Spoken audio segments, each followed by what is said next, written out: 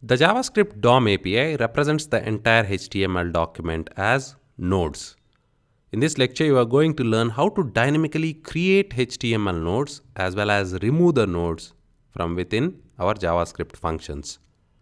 Create a new file, copy over the content, change the title to DOM, create and remove nodes.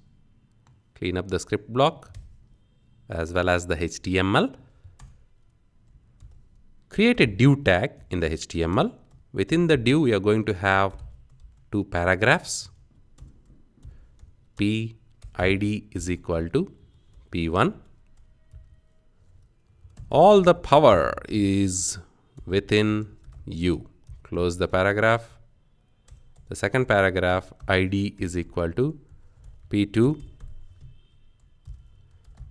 You can do anything and everything. Close the paragraph. Save it as nodes.html because we are manipulating the HTML nodes or elements from within JavaScript. Outside the div, add two buttons. Start with one, input type is equal to button, value is equal to remove. So when this button is clicked by the user, we'll be removing one of these paragraphs dynamically from JavaScript. On click is the event we want to handle.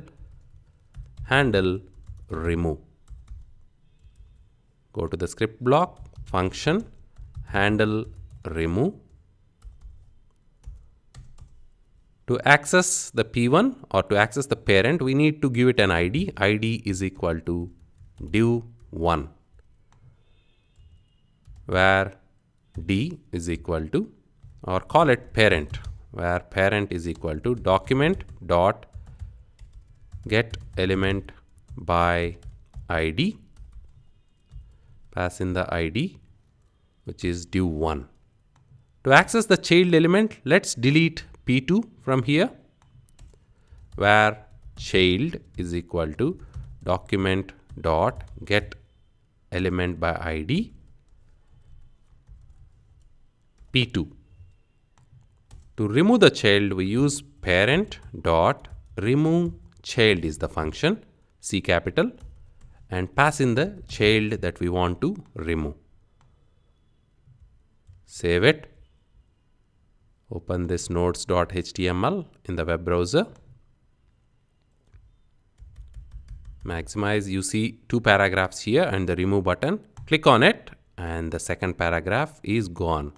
Let me refresh it again. Remove and the second one is gone.